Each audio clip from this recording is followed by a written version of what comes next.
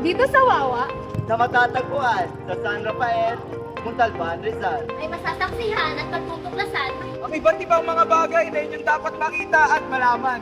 Kabundukan. Hilot! Mga naglalakilang bato. At magagandang tanawin. Ano pang iniintay nyo? Tara na!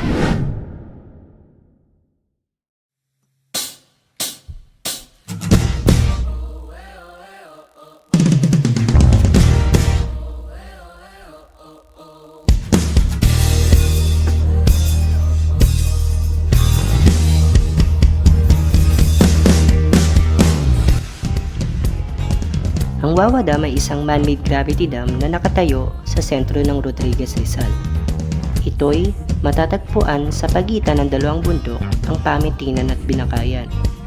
Ang salitang Wawa ay nangangahulugang entrance into Magat, na kung saan ay nagmula sa kahangahangang paningin ng dalawang bundok na magkasama, na tulad ng isang pintuan sa langit.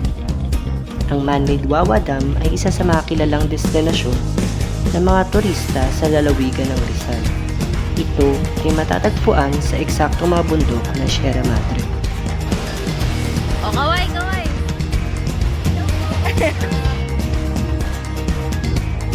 Wawa Dam is not only a popular outdoor destination but also a significant historical site in the area.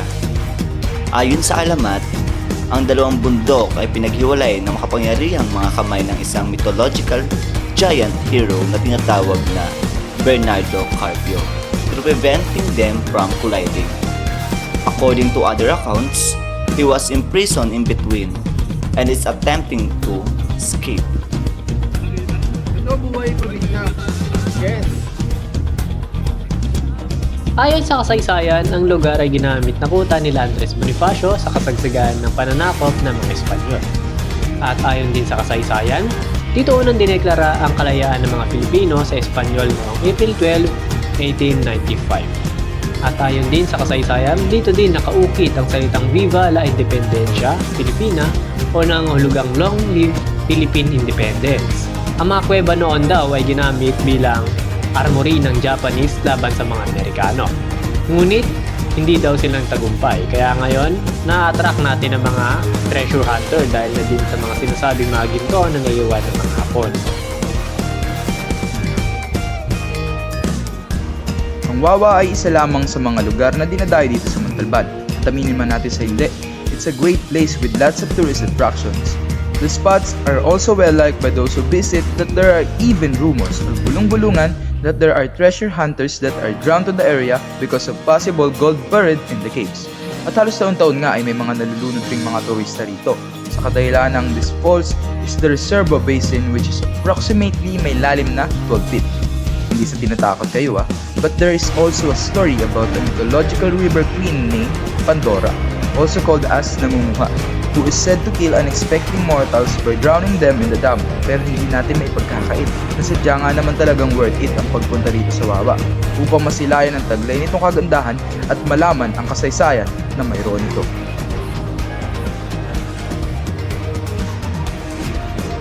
Ang Wawa Dam ay kinikilalang destinasyon sa kasalukuyan.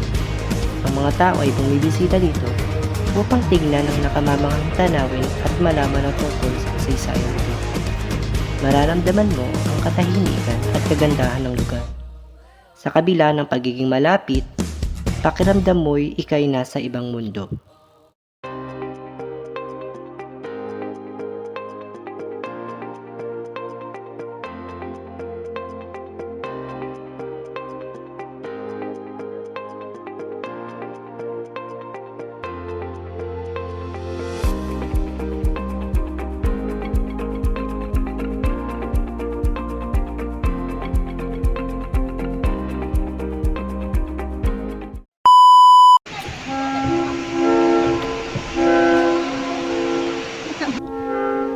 Ay, nandiyan pala kayo guys.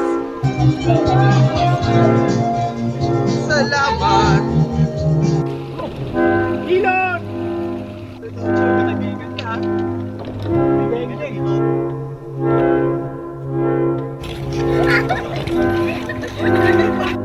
Tay, bang kayo malabag din? Ano pa rin sa inyo?